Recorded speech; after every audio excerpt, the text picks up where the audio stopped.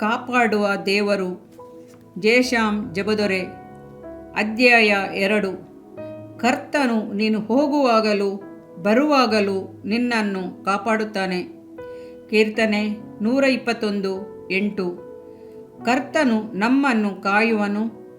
ಎಲ್ಲ ಕೀರ್ತನೆಗಳಲ್ಲಿಯೂ 23ನೇ ಕೀರ್ತನೆ, 91ನೇ ಕೀರ್ತನೆ, 121ನೇ ಕೀರ್ತನೆಗಳು ವಿಶೇಷವಾದವುಗಳು. ಈ 3 ಕೀರ್ತನೆಗಳು ದೇವರು ನಮ್ಮನ್ನು ಕಾಪಾಡುತ್ತಾನೆಂದು ಒತ್ತಿ ಹೇಳುತ್ತೇವೆ. ಕರ್ತನು ಸೃಷ್ಟಿಸಿದ ಪಕ್ಷಿಗಳನ್ನು ನೋಡಿರಿ. ತಾಯಿ ಪಕ್ಷಿಯು ತನ್ನ ಪ್ರಾಣವನ್ನು ಲೆಕ್ಕಿಸದೆ ವಿರೋಧಿಗಳೊಂದಿಗೆ ಹೋರಾಡಿ ತನ್ನ ಮರಿಗಳನ್ನು ಕಾಪಾಡಿ ಸಂರಕ್ಷಿಸುತ್ತದೆ. ಒಂದು ಕೋಳಿಯು ತನ್ನ ಮರಿಗಳನ್ನು ಅಗ್ನಿಯಿಂದ ಹೇಗೆ ಕಾಪಾಡಿತೆಂಬ ಕಥೆಯನ್ನು ನೀವು ಕೇಳಿರಬಹುದು. ಒಂದು ಸ್ಥಳದಲ್ಲಿ ಭಯಂಕರವಾಗಿ ಅಗ್ನಿಯು ಹತ್ತಿ ಉರಿಯುತ್ತಿರುವಾಗ ಆ ಕೋಳಿಯು ತನ್ನ ಮರಿಗಳೆಲ್ಲವನ್ನು ತನ್ನ ರೆಕ್ಕೆಗಳಲ್ಲಿ ಹುದುಗಿಸಿಕೊಂಡಿತು. ಆ ಬೆಂಕಿಯು ಆ ತಾಯಿ ಕೋಳಿಯನ್ನು ಸಂಪೂರ್ಣವಾಗಿ ಸುಟ್ಟು ಹಾಕಿತ್ತು. ಸ್ವಲ್ಪ ಸಮಯದ ನಂತರ ಒಬ್ಬ ಮನುಷ್ಯನು ಬಂದು ಆ ಕೋಳಿಯನ್ನು ತಳ್ಳಿದನು. ರೆಕ್ಕೆಯ ಕೆಳಗಿದ್ದ ಮರಿಗಳು ಸುರಕ್ಷಿತವಾಗಿ ಹೊರಗೆ ಬಂದವು. ಏನಾಶ್ಚರ್ಯ! ಒಂದು ತಾಯಿ ಕೋಳಿಯ ಹೃದಯದಲ್ಲಿ ಇಷ್ಟೊಂದು ತ್ಯಾಗವನ್ನು, ಪ್ರೀತಿಯನ್ನು ಇಟ್ಟಂಥ ದೇವರು ತಾನು ಎಷ್ಟು ತ್ಯಾಗವನ್ನು, ಪ್ರೀತಿಯನ್ನು ಇಟ್ಟಿರಬಹುದು. ಆದುದರಿಂದಲೇ ಆತನು ಆ ಪರಲೋಕದ ಮಹಿಮಾ ಪದವಿಯನ್ನು ತ್ಯಜಿಸಿ ಭೂಮಿಗೆ ಇಳಿದು ಬಂದು ಕಲ್ವಾರಿ ಶಿಲುಬೆಯಲ್ಲಿ ತನ್ನ ಪ್ರಾಣವನ್ನೇ ಕೊಟ್ಟು ನಮ್ಮನ್ನು ಶತ್ರುವಿನ ಕೈಯಿಂದ ಬಿಡಿಸಿದ್ದಾನೆ. ನಮ್ಮನ್ನು ಕಾಪಾಡುವ ಕರ್ತನು ನಾವು ಹೋಗುವಾಗಲೂ ಬರುವಾಗಲೂ ಕಾಪಾಡುತ್ತಾನೆ. ಸಂಪೂರ್ಣವಾಗಿ ನಮ್ಮನ್ನು ನಡೆಸಲು ಆತನು ಶಕ್ತನು. ಕೀರ್ತನೆಗಾರನು ಕೃತಜ್ಞತೆಯಿಂದ ಆತನನ್ನು ನೋಡಿ ಹೀಗೆ ಎನ್ನುತ್ತಾನೆ: ಆತನು ಯುಗ ಯುಗಾಂತರಗಳಲ್ಲಿಯೂ ನಮ್ಮ ದೇವರು, ನಿರಂತರವೂ ನಮ್ಮನ್ನು ನಡೆಸುವವನಾಗಿದ್ದಾನೆ. ಕೀರ್ತನೆ 48:19. ಕೆಲವು ದಿನಗಳ ಹಿಂದೆ ಕುವೈಟಿನಲ್ಲಿ ಭಯಂಕರವಾದ ಒಂದು ಸಮಸ್ಯೆ ಏರ್ಪಟ್ಟಿತ್ತು. ಇರಾಕ್ ಅದನ್ನು ಆಕ್ರಮಿಸಿ ಅದನ್ನು ಸ್ಮಶಾನವನ್ನಾಗಿ ಮಾಡುತ್ತೇವೆಂದು ಗರ್ಜಿಸಿತು. ಅಲ್ಲಿದ್ದ ಒಬ್ಬ ಸಹೋದರಿಯು ಪತ್ರದ ಮೂಲಕವಾಗಿ ನನಗೆ ವಿಷಯ ತಿಳಿಸಿದರು. ಅದರಲ್ಲಿ ಬರೆದ ವಿಷಯ ಹೀಗಿತ್ತು: ಸಹೋದರನೇ, ದೇವರ ಸೇವಕರಾದ ನೀವು ನಮ್ಮ ಸಂರಕ್ಷಣೆಯನ್ನು ಕುರಿತು ಮಾತನಾಡಿ ನಮ್ಮನ್ನು ಉತ್ಸಾಹಪಡಿಸಿದಿರಿ. ಈಗ ಇಂಥ ಕಷ್ಟಕರವಾದ ಪರಿಸ್ಥಿತಿಯಲ್ಲಿಯೂ ನಾವು ದೈವಿಕ ಸಮಾಧಾನದಿಂದ ಜೀವಿಸುತ್ತಿದ್ದೇವೆ. 90ನೇ ಕೀರ್ತನೆಯನ್ನು ತಿರುಗಿ ಓದುವಾಗ ಕರ್ತನು ನಮ್ಮನ್ನು ಕಾಪಾಡುತ್ತಾನೆ ಎಂಬ ದೃಢವಾದ ನಂಬಿಕೆ ಉಳ್ಳವರಾಗಿದ್ದೇವೆ. ಹೀಗೆಯೇ ಶ್ರೀಲಂಕಾದಲ್ಲಿರುವ ಅನೇಕ ವಿಶ್ವಾಸಿಗಳು ಬರೆದಿದ್ದರು. ನಮ್ಮ ದೇಶದಲ್ಲಿ ರಕ್ತದ ನದಿಯೇ ಹರಿಯುತ್ತಿದೆ.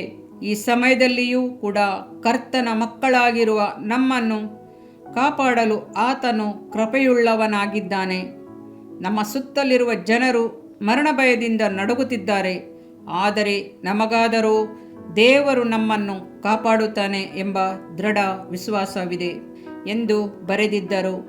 ಹೌದು, ಆತನು ತನ್ನ ಕೃಪೆಯುಳ್ಳ ರೆಕ್ಕೆಗಳನ್ನು ನಮ್ಮ ಮೇಲೆ ಚಾಚಿದ್ದಾನೆ.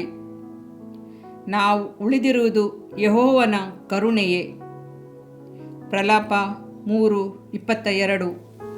ತನ್ನ ಕೃಪೆಯಿಂದಲೇ ಕರ್ತನು ಕೊನೆಯವರೆಗೂ ನಮ್ಮನ್ನು ಕಾಪಾಡುತ್ತಾನೆ.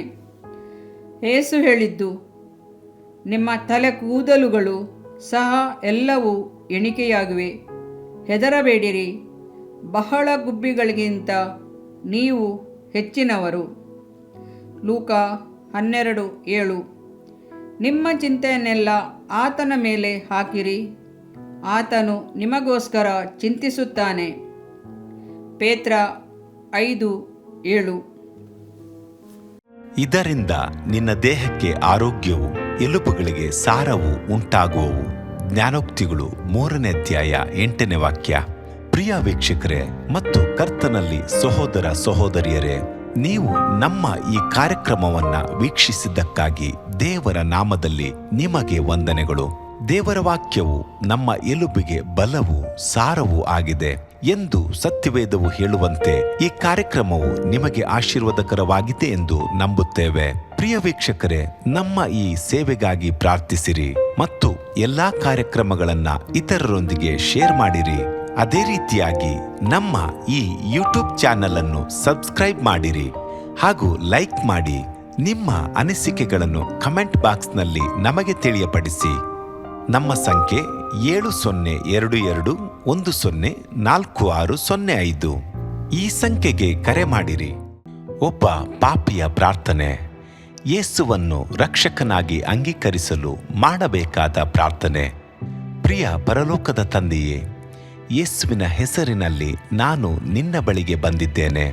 ನನ್ನ ಬಳಿಗೆ ಬರುವವರನ್ನು ನಾನು ತಳ್ಳಿಬಿಡುವುದೇ ಇಲ್ಲ. ಯೋಹಾನ 6:37 ಎಂದು ನಿನ್ನ ವಾಕ್ಯ ಹೇಳುತ್ತದಲ್ಲ. ಆದ್ದರಿಂದ ನೀನು ನನ್ನನ್ನು ತಳ್ಳಿಬಿಡದೆ ನನ್ನನ್ನು ಸೇರಿಸಿಕೊಳ್ಳುವಿ ಎಂದು ನನಗೆ ಗೊತ್ತಿದೆ. ಆದ್ದರಿಂದ ನಾನು ನಿನಗೆ ಸ್ತೋತ್ರ ಮಾಡುತ್ತೇನೆ. ನೀನು ನಿನ್ನ ವಾಕ್ಯದಲ್ಲಿ ನೀನು ಯೇಸುವನ್ನೇ ಕರ್ತನೆಂದು ಬಾಯಿಂದ ಅರಿಕೆ ಮಾಡಿಕೊಂಡು ದೇವರು ಆತನನ್ನು ಸತ್ತವರೊಳಗಿಂದ ಎಬ್ಬಿಸಿದನೆಂದು ಹೃದಯದಿಂದ ನಂಬಿದರೆ ನಿನಗೆ ರಕ್ಷಣೆಯಾಗುವುದು ಎಂತಲೂ ಕರ್ತನ ನಾಮವನ್ನ ಹೇಳಿಕೊಳ್ಳುವವರೆಲ್ಲರಿಗೆ ರಕ್ಷಣೆಯಾಗುವುದೆಂತಲೂ ಬರೆದಿದೆ. ರೋಮ 10:9-13 ವಾಕ್ಯ. ಯೇಸು ಕ್ರಿಸ್ತನು ದೇವಕುಮಾರನೆಂದು ನನ್ನ ಹೃದಯದಲ್ಲಿ ನಂಬುತ್ತೇನೆ. ನನ್ನನ್ನು ನೀತಿವಂತನನ್ನಾಗಿ ಮಾಡುವುದಕ್ಕಾಗಿ ಆತನು ಸತ್ತವರೊಳಗಿಂದ ಎಬ್ಬಿಸಲ್ಪಟ್ಟನು ಎಂದು ನಂಬುತ್ತೇನೆ. ನಾನು ಆತನ ನಾಮವನ್ನ ಹೇಳಿಕೊಳ್ಳುತ್ತೇನೆ. ಯೇಸುವೇ, ನೀನೇ ಕರ್ತನು. ತಂದೆಯೇ, ನೀನು ನನ್ನನ್ನು ರಕ್ಷಿಸಿದಿ ಎಂದು ನಾನು ನಂಬುತ್ತೇನೆ. ನಿನ್ನ ವಾಕ್ಯವು ಹೇಳುತ್ತದೆ, ಮನುಷ್ಯನು ಹೃದಯದಿಂದ ನಂಬುವುದರ ಮೂಲಕ ನೀತಿಯು ದೊರಕುತ್ತದೆ, ಬಾಯಿಂದ ಅರಿಕೆ ಮಾಡುವುದರ ಮೂಲಕ ರಕ್ಷಣೆಯಾಗುತ್ತದೆ. ರೋಮ 10:10. ನಾನೀಗ ನನ್ನ ಹೃದಯದಲ್ಲಿ ನಂಬುತ್ತೇನೆ ಹಾಗೂ ಯೇಸುವೇ ನನ್ನ ಕರ್ತನೆಂದು ಅರಿಕೆ ಮಾಡುತ್ತೇನೆ. ಆದುದರಿಂದ ನಾನೀಗ ರಕ್ಷಣೆ ಹೊಂದಿದ್ದೇನೆ. ಅಪ್ಪಾ ತಂದೆಯೇ, ನಿನಗೆ ಸ್ತೋತ್ರ. ಲೂಕನು ಬರೆದ ಸುವಾರ್ತೆ 11ನೇ ಅಧ್ಯಾಯದಲ್ಲಿ ಬರೆದಿರುವಂತೆ, ನಿಮ್ಮಲ್ಲಿ ತಂದೆಯಾದವನು ಮೀನನ್ನು ಕೇಳುವ ಮಗನಿಗೆ ಮೀನು ಕೊಡದೆ ಹಾವನ್ನು ಕೊಡುವನೆ? ಅಥವಾ ತತ್ತಿಯನ್ನು ಕೇಳಿದರೆ ಚೇಳನ್ನು ಕೊಡುವನೆ?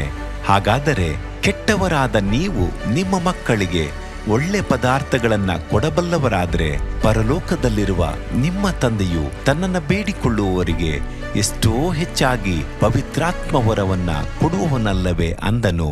ತಂದೆಯೇ, ನೀನು ಕೇಳಿಕೊಳ್ಳುವವರಿಗೆ ಪವಿತ್ರಾತ್ಮನ ವರವನ್ನು ಹೇರಳವಾಗಿ ಕೊಡುವಾತನಾಗಿದ್ದಿ.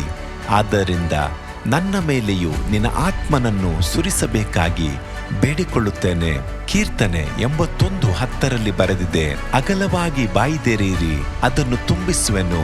ಕರ್ತನೇ, ನನ್ನನ್ನು ಪವಿತ್ರಾತ್ಮನಿಂದ ತುಂಬಿದಂತ ನೀನು ನನ್ನನ್ನು ಅನ್ಯ ಭಾಷೆಯ ವರದಿಂದಲೂ ತುಂಬುವವನಾಗಿದ್ದಿ ಎಂದು ನಂಬುತ್ತೇನೆ.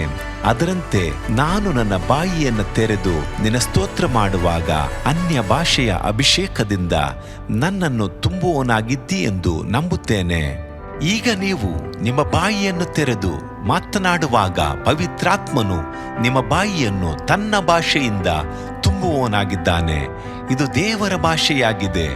ಈ ಅಭಿಷೇಕವನ್ನ ಹೊಂದಿಕೊಳ್ಳಲು ನೀವು ನಿಮ್ಮ ಸ್ವರವನ್ನ ಉಪಯೋಗಿಸಬೇಕು. ಅದರಿಂದ ನೀವು ನಿಮ್ಮ ಬಾಯನ್ನು ತೆರೆದು ದೇವರಿಗೆ ಸ್ತೋತ್ರ ಮಾಡುವಾಗ ದೇವರು ನಿಮ್ಮನ್ನು ಅನ್ಯ ಭಾಷೆಯ ವರದಿಂದ ತುಂಬುವವನಾಗಿದ್ದಾನೆ. ಪ್ರಿಯರೇ, ಈಗ ನೀವು ಪವಿತ್ರಾತ್ಮನಿಂದ ತುಂಬಲ್ಪಟ್ಟ ಆತನ ಪ್ರಿಯ ಮಕ್ಕಳಾಗಿದ್ದೀರಿ. ದೇವರ ನಾಮಕ್ಕೆ ಸ್ತೋತ್ರವಾಗಲಿ.